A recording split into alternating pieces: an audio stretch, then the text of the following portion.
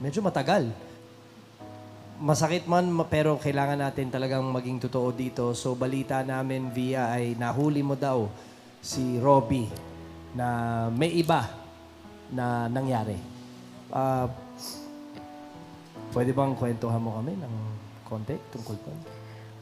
Bali, nag-away po kasi kami noon. Tapos, uminom po siya sa kaibigan niya.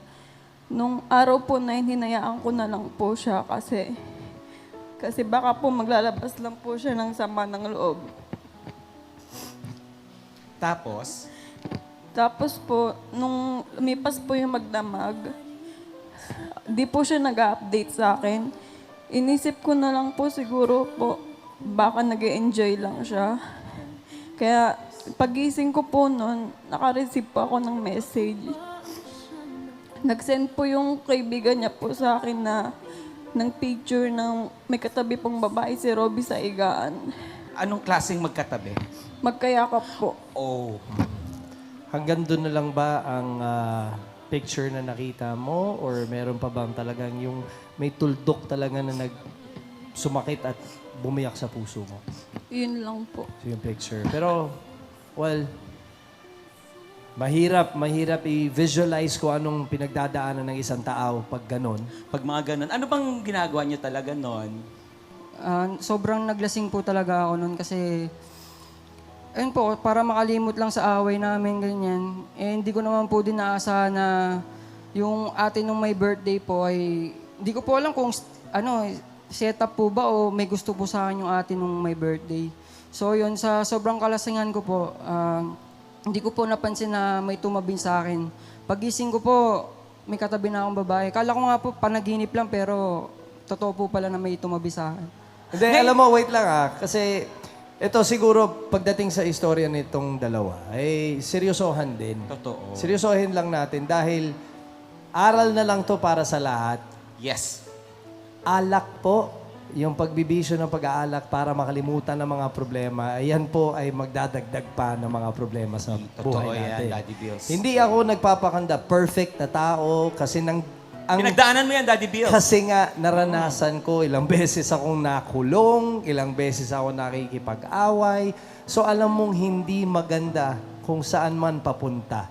Kung sinimulan mo na sa alak. Hi, Robbie. Wala ka pa rin pinagbago, Robbie. Gwapo ka pa rin. Sobrang dami nating alaala.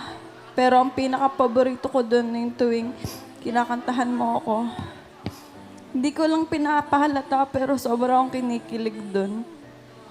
Alam mo, sa ilang buwan na hiwalay tayo, di ko akalain na dito pa tayo magkikita ulit.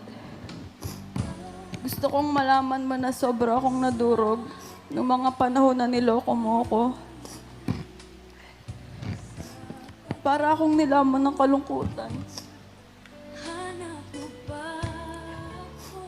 Gabi-gabi kong tinatanong kung ano bang kulang sa akin.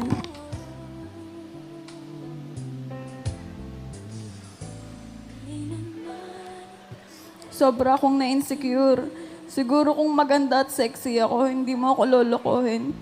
Siguro kung kaya kong ibigay ang gusto mo, hindi mo ako lolokohin. Sobra akong na-disappoint sa'yo. Kasi alam ko hindi ikaw yan. Hindi yan yung Robin na nakilala ko. Ayaw ko itang bitawan pero gusto ko naman respetuhin yung sarili ko. Dahil ikaw, hindi mo ako nirespeto. Sobrang mga higpit at seloso. Yun pala, ikaw yung manloloko. Pero dahil may pinagsamahan naman tayo at dahil minsan naman tayong nagmahalan, gusto kong marinig yung side mo. Gusto kong malaman kung ano ba talaga yung totoo sa harap ng maraming tao. Gusto ko lang mabigyan ng sagot lahat ng katanungan na gumugulo sa isip ko. Pero kahit hindi man naging maganda yung ukas ng istorya natin, sa kabila ng lahat, gusto ko lang malaman mo na napatawad na kita. Madaling magpatawad pero sobrang hirap makalimot. Kaya sana kung sakaling huli na to, kung dumating man yung araw na magmahal ka ulit, sana wag mong iparana sa kanya yung ginawa mo sa akin. At sana mahanap mo sa iba yung bagay na gusto mo na hindi mo mas makita sa akin noon.